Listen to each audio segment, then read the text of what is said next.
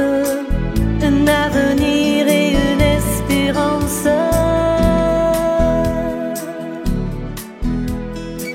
Un avenir et une espérance. Bien voilà, dans cette nouvelle vidéo de la semaine, je voudrais vous entretenir d'un sujet qui me tient à cœur. C'est celui qui concerne 2 points indissociables. Le premier point, c'est celui du service, et le deuxième, celui de la compréhension de l'autorité biblique. Ces 2 points sont indissociables parce que l'autorité, bibliquement, est directement liée au fait d'apprendre à devenir un serviteur au lieu d'essayer de dominer, de profiter des autres. Il y a un merveilleux verset dans l'Écriture, ou un merveilleux passage plus précisément, où on voit les disciples demander à Jésus qui est le plus grand. Donc vous vous rendez compte déjà les problèmes théologiques qu'ils se posaient. Donc ça a de quoi nous décomplexer. Et Jésus, pour leur expliquer qui est le plus grand, eh bien, il se met à laver leurs pieds. Lui qui est le plus grand. Il veut leur faire comprendre que l'autorité, et c'est ce qu'il leur précise, dans le royaume de Dieu ne marche pas comme l'autorité dans ce monde. Dans ce monde, ceux qui sont en place d'autorité en profitent souvent pour oppresser les autres, pour les manipuler, pour les voler. Mais Jésus a précisé que dans le royaume de Dieu, non seulement ça ne marche pas de la même façon, mais ça marche d'une manière complètement contraire. Et dans le royaume de Dieu, c'est celui qui s'abaisse et c'est celui qui devient serviteur qui est grand et qui manifeste vraiment son autorité.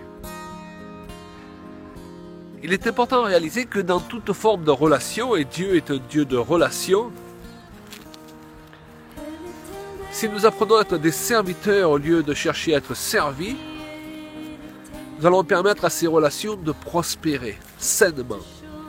Que ce soit dans le cadre du couple, que ce soit dans le cadre de l'Église, que ce soit dans le cadre du ministère, nous sommes appelés à être des serviteurs. Lorsque je me marie pour servir quelqu'un. Je ne me marie pas pour être servi par quelqu'un.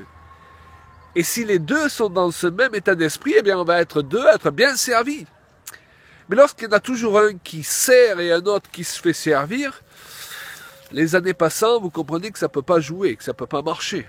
Parce que Dieu n'a pas prévu que ça marche comme cela. C'est pourquoi je ne me permets jamais de juger les gens qui en sont arrivés aux extrémités du divorce. On ne sait jamais ce que les gens vivent, et surtout on ne sait jamais ce qu'on ferait, comment on réagirait si on se trouvait à leur place.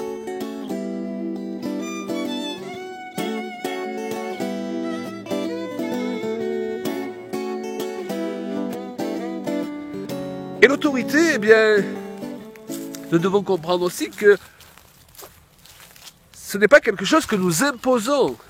C'est un cadeau que les autres nous font. Un pasteur dans l'autorité sur son église, qu'en fonction de ce que l'église lui donne, qu'en fonction du respect, de la reconnaissance que l'église a pour lui. Un mari n'a autorité sur sa femme qu'en fonction de l'autorité qu'elle lui donne, du pouvoir qu'elle lui donne sur elle, parce que l'autorité a été donnée pour une raison bien particulière, c'est pour nous mettre en position de mieux aider et de mieux bénir les autres.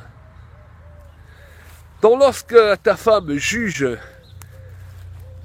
que tu la bénis à la place que tu occupes, elle va te donner toujours que plus d'autorité. Lorsqu'une église estime que tu es un bon berger, qui donne sa vie pour elle et qui prend bien soin d'elle, elle va te donner de plus en plus d'autorité sur elle. Donc l'autorité n'est pas quelque chose qu'on impose aux autres, c'est quelque chose que les autres nous donnent, parce qu'ils nous reconnaissent dignes d'avoir autorité sur eux.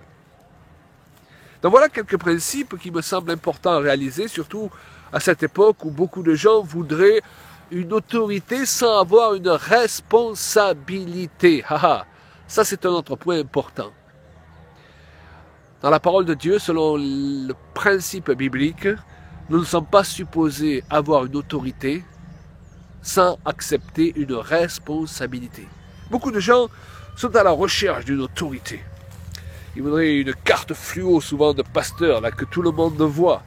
Mais ils ne sont pas prêts à accepter la responsabilité qui va avec. Beaucoup de personnes veulent se marier, mais ils ne sont pas prêtes à accepter la responsabilité qui va avec le fait de devoir servir, nous l'avons dit tout à l'heure, un conjoint.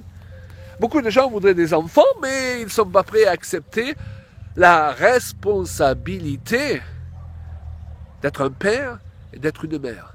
Donc rappelez-vous de cela, une autorité est toujours bibliquement indissociable d'une responsabilité.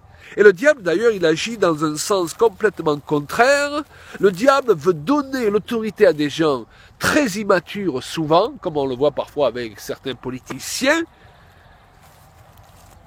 des personnes qui ne vont pas assumer leur mandat, des personnes qui ne vont pas assumer leur responsabilité. Eh bien, il ne faut pas qu'il en soit ainsi dans le royaume de Dieu, il ne faut pas qu'il en soit ainsi dans l'Église, il ne faut pas qu'il en soit ainsi dans les rapports que nous avons avec les autres pasteurs et serviteurs de Dieu. Parfois, vous rencontrez certaines personnes et vous avez l'impression qu'il veut vous soumettre à son grand ministère. C'est au jeu de qui va soumettre qui. Or, la Bible nous dit d'être soumis les uns aux autres et non pas de nous soumettre les uns les autres. C'est très différent.